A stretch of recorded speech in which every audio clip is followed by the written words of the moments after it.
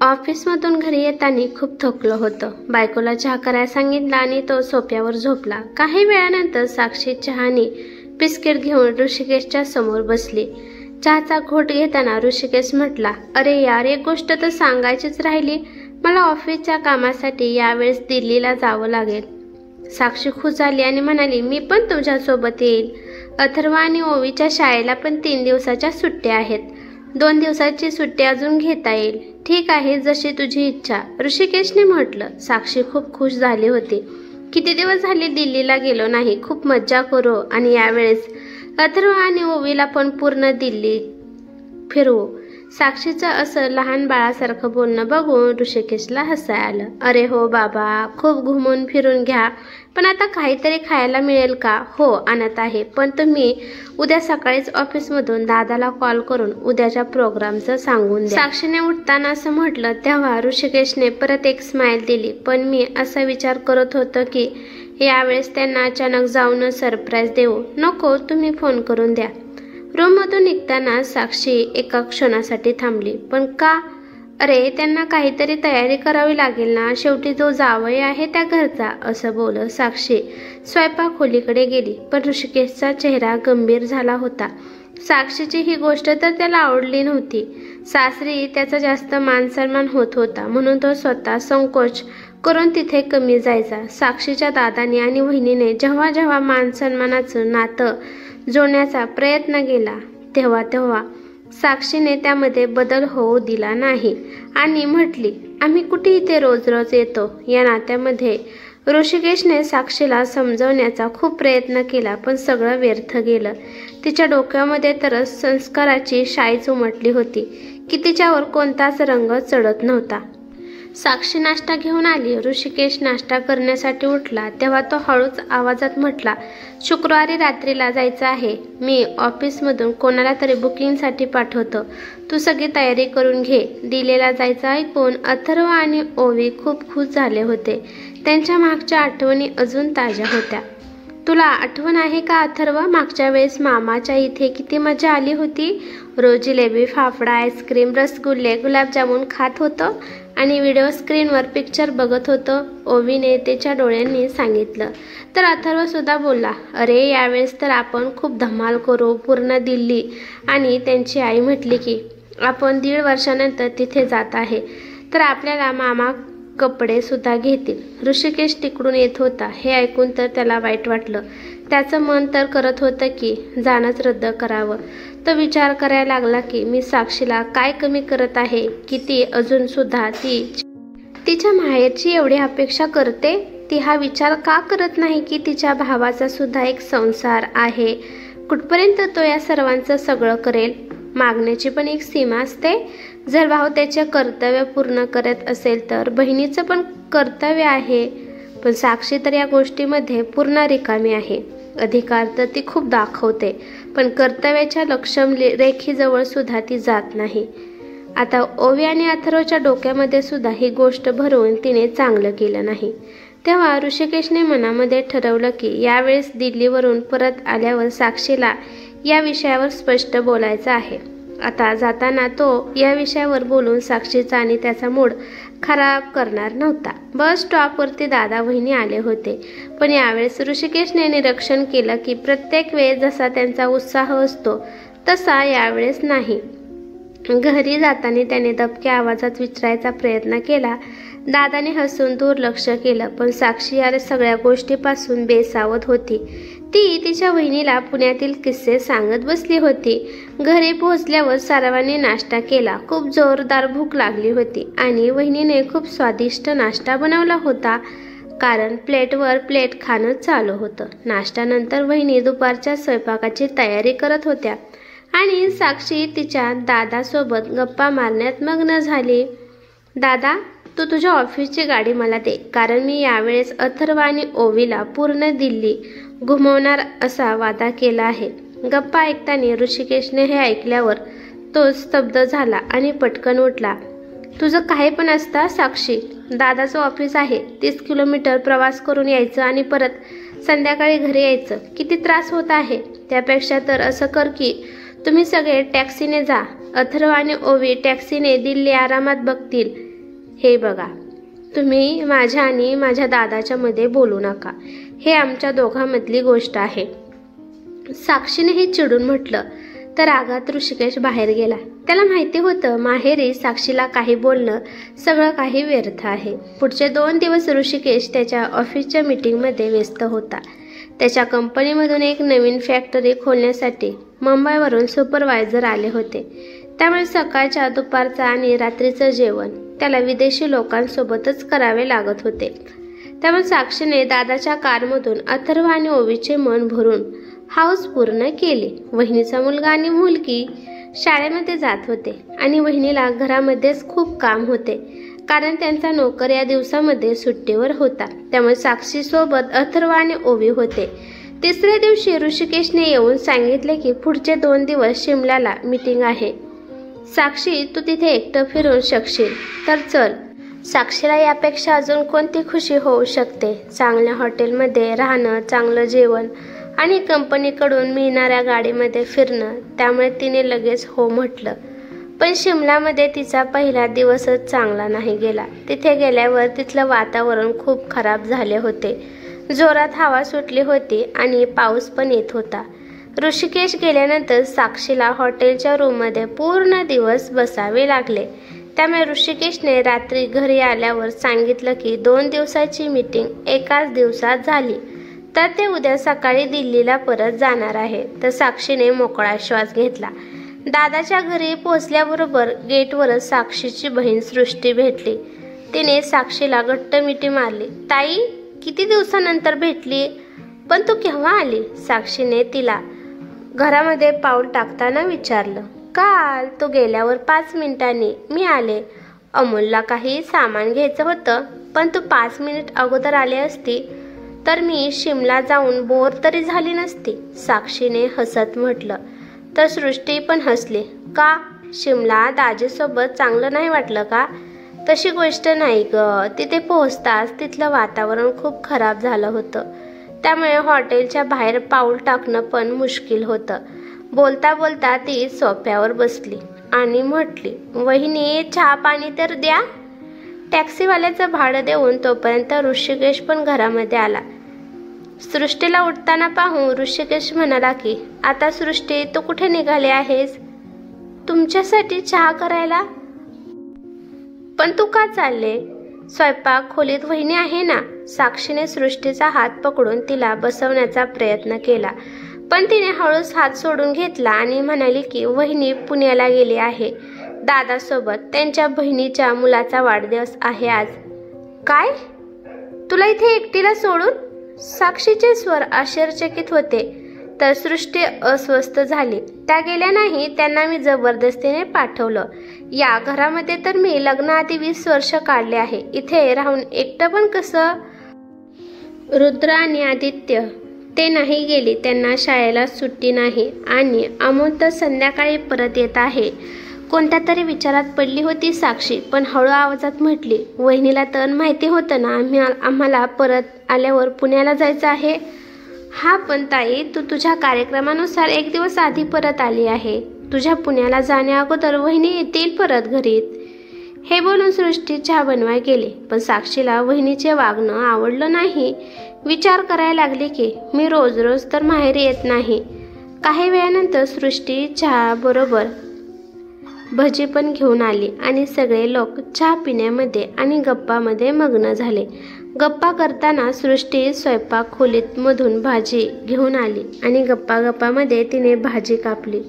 2 तासामध्ये सृष्टीने रात्रीचे जेवण बनवलं. साक्षीने पण तिची थोडीफार मदत केली होती.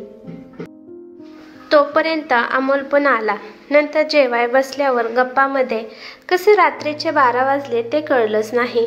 दुसऱ्या दिवशी सकाळीच दादा आणि वहिनी आले. साक्षीला तिथे बघून वहिनी थोड्या हैराण झाल्या, पण सृष्टीने हसत पुढे येऊन म्हटलं, ताईचा प्रोग्राम बदलला होता म्हणून ती कालच परत आली. पण घाबरू नका वहिनी, तुमच्या पाहुण्यांना मी काहीच त्रास नाही होऊन दिला. हे ऐकून साक्षी चिडली. मी पाहुणे आहे तर सृष्टी काय आहे? पण बहिणीसोबत भांडण होऊ नये म्हणून मी गप्प बसलो. तेव्हा वहिनी स्वयंपाक खोलीकडे चालल्या तर दृष्टीने त्यांना थांबवलं. तुम्ही बसा वहिनी, तुम्ही प्रवास करून थकला असाल, मी तुमच्यासाठी चहा घेऊन येते. साक्षीने निरीक्षण केलं की वहिनी घरी आल्यावर सुद्धा सृष्टी प्रत्येक कामात पुढे आहे, जसे की त्या घरामधून कधी गेलीच नाही. ती त्याच घरामधली एक हिस्सा वाटत होती. दादा पण प्रत्येक गोष्टीसाठी सृष्टी आणि तिच्या नवऱ्याचा अमोलचा विचार घेत होता. दादाच्या लेकरांना तर ती कालपासून बघतच होती. ती कोणत्या ना कोणत्या कारणावरून सृष्टीजवळ बसत होते. स्वयंपाक बनवतानाच्या वेळेस वहिनी आणि सृष्टीचा आवाज येत होता. हे सगळं बघून साक्षीला पहिल्यांदा त्या घरामध्ये स्वतःचा अपमान वाटला, ते पण तिच्या लहान बहिणीमुळे. ती विचार करू लागली, सृष्टीने असं काय केलं आहे की वहिनी तिच्यासोबत एवढं मिळून मिसळून राहतात. मला तर आठवत पण नाही की वहिनी कधी माझ्यासोबत एवढ्या प्रेमाने बोलल्या असतील. माझ्यात काय कमी आहे? सृष्टीचा नवरा उत्कृष्ट व्यवसाय आहे, तर ऋषिकेश पण सुद्धा फार्मरीमध्ये उच्च अधिकारी आहे.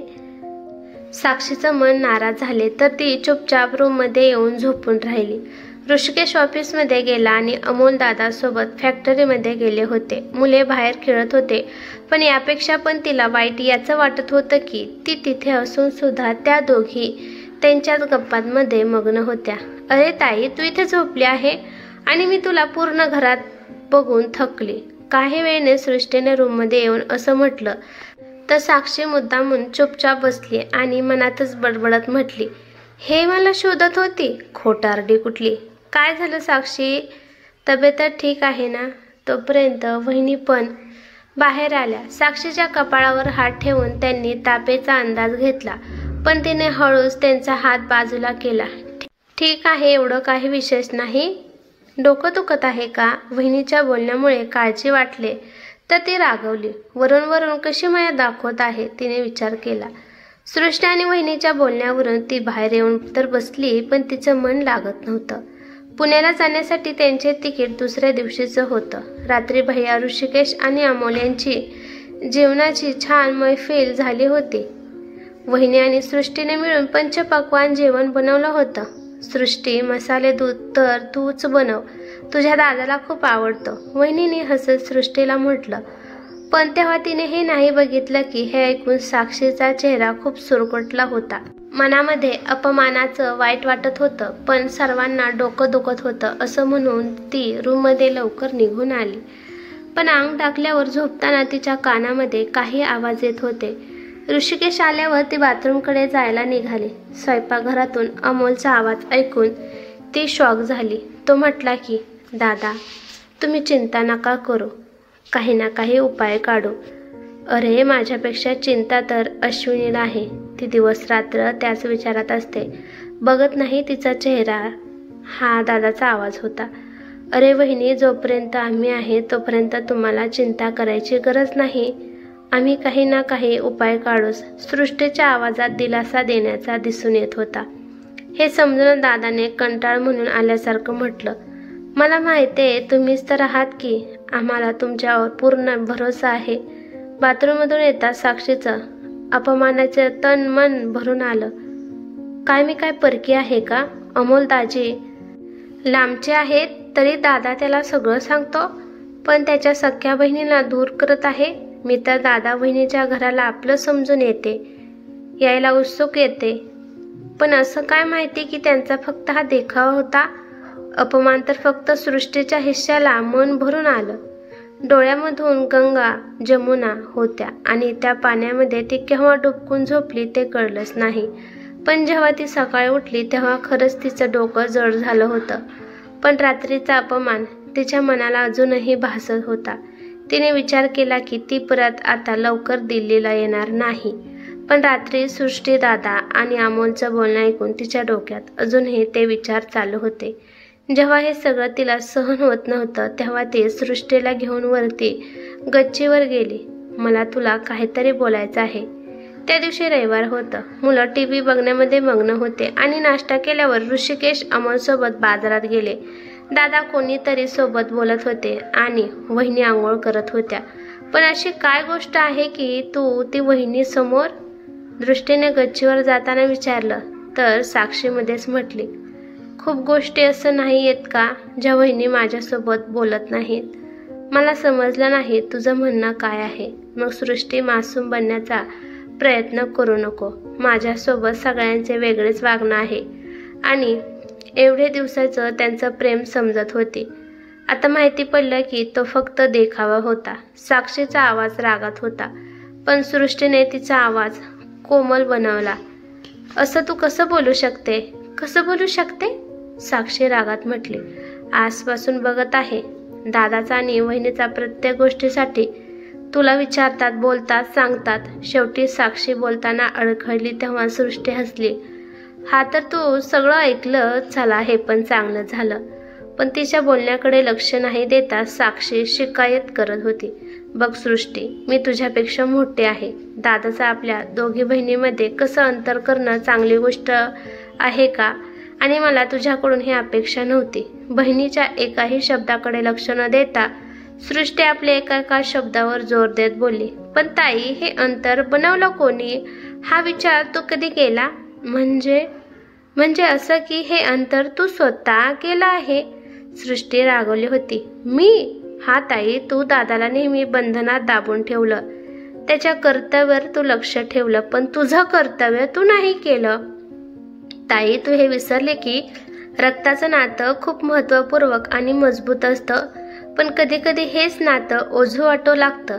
आता ती वेळ आली आहे की या नात्याचं ओझं जाणून बुजून आपल्याच व्यक्तीच्या खांद्यावर टाकू नये.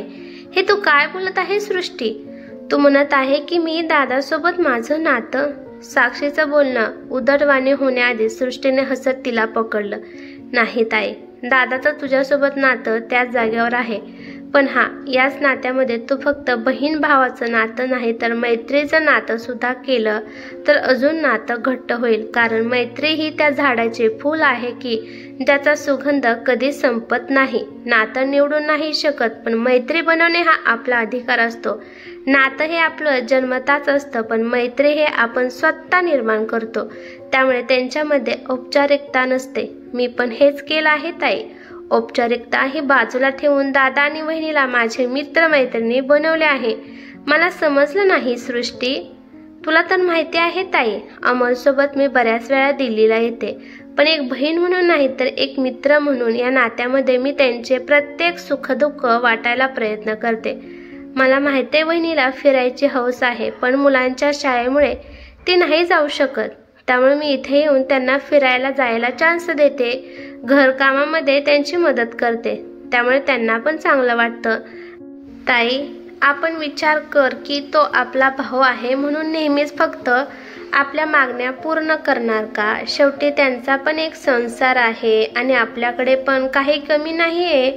सृष्टी आत्या, सृष्टी आत्या. तेव्हाच दादाचा मुलगा रुद्र त्याचा आवाज ऐकायला आला. पण जाता जाता ती साक्षीकडे विचाराचा अथांग सागर सोडून गेली. साक्षी विचार करू लागले. किती बरोबर बोलते सृष्टी, पण मी नेहमीच दादाला नात्याची धमकीच दाखवली. दिल्लीला येऊन मी पिक्चर, घुमणं, फिरणं यामधून कधी हा विचार केलाच नाही की वहिनीला पण मी कधी कामात हातभार लावावा. कोणत्या विचारात पडली होती ताई? काम करून सृष्टी परत वरती आली तर साक्षी दचाकली, पण मनातील गोष्ट लपवून तिने विषय बदलला. ती दादाची समस्या. ऐक, दादाला यावेळेस व्यवसायामध्ये 5 लाखाचा तोटा झाला आहे. त्यांची आर्थिक परिस्थिती खूप खराब आहे. सृष्टीचं गंभीर बोलणं साक्षीचे मन स्थिर करून गेलं. ती म्हटली, काय बोलत आहे सृष्टी तू?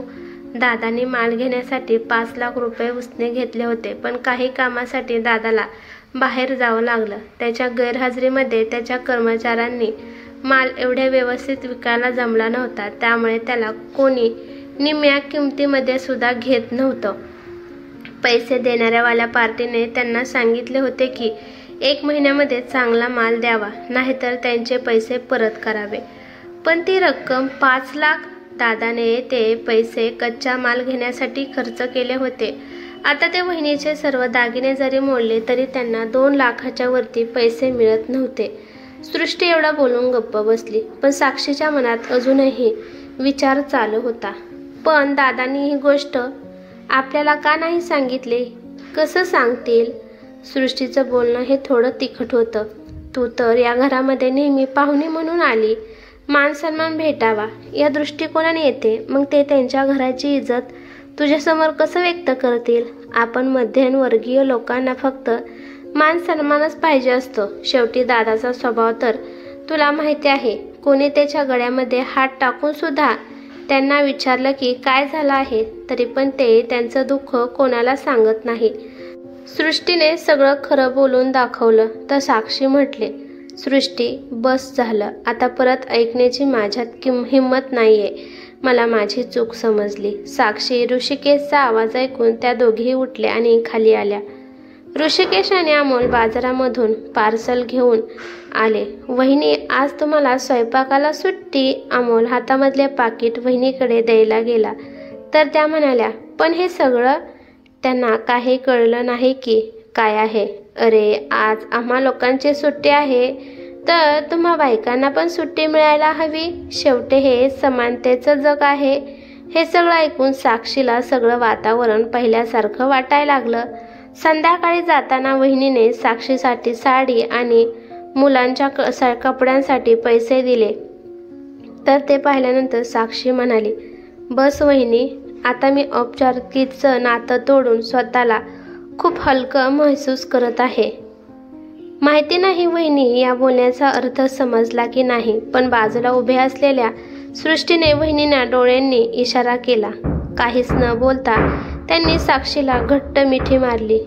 का सासरे जाताना रडायला येत आहे? ट्रेनमध्ये तिला नाराज बघून ऋषिकेशने चिडवलं तर ती हळूच म्हटली, तसं नाही तर मग कोणापासून दूर होण्याचा? ऋषिकेशचा स्वरमध्ये चेष्टा दिसून आली पण तिचे डोळे भरून आले. तुम्हाला माहिती नाही दादा, या समस्येने किती परेशान झाला आहे. कदाचित आपण त्यांची मदत करू शकलो असतो. इतक्या दिवसांनंतर एकांत मिळून ऋषिकेशने साक्षीला अजून चिडवायचं ठरवलं होतं, पण तिला असं उदास बघून त्याने हा विचार सोडला. मला माहिती आहे, पण तुला कसंही माहिती झालं? ऋषिकेशच्या बोलण्यामध्ये आश्चर्य वाटत होतं, पण त्याच्या बोलण्याकडे लक्ष न देता साक्षीने चिंतेच्या शब्दामध्ये म्हटलं, आता काय होईल? का दादाची फॅक्टरी? तू टेन्शन नको घेऊ, सगळं ठीक होईल. पण एवढे पैसे? बँकेमध्ये कॉल केला होता पण तो माझाच मित्र निघाला. 15 दिवसामध्ये दादाला 5 लाखाचं लोन भेटून जाईल. ऋषिकेश, तू किती चांगला आहे. खुशीमध्ये तिने तिच्या नवऱ्याला मिठी मारली पण मुलांकडे पाहून लाजून ती नॉर्मल झाली. नंतर सीटवर झोपताना तिला सांगितलं, दादाला काहीतरी परेशानी आहे हे मला तिथे गेल्यावरच कळलं होतं, पण त्यांना स्पष्ट बोलायची हिंमत नाही झाली. अमोल आल्यावर त्यांनी मला समस्या सांगितली. नंतर टाईम भेटला दादाला समस्यावर बोलून त्याच्यावर उपाय काढला. साक्षीचा स्वभावामध्ये बदल बघून ऋषिकेशबद्दल खूप आनंद होत होता. नात्यामध्ये द्वेष निर्माण होण्याआधी साक्षीने औपचारिकतेचं खोल डोक्यातून काढून टाकलं होतं. तिने कायमसाठी चांगलं केलं होतं. कथा आवडली तर लाईक शेअर नक्की करा. धन्यवाद.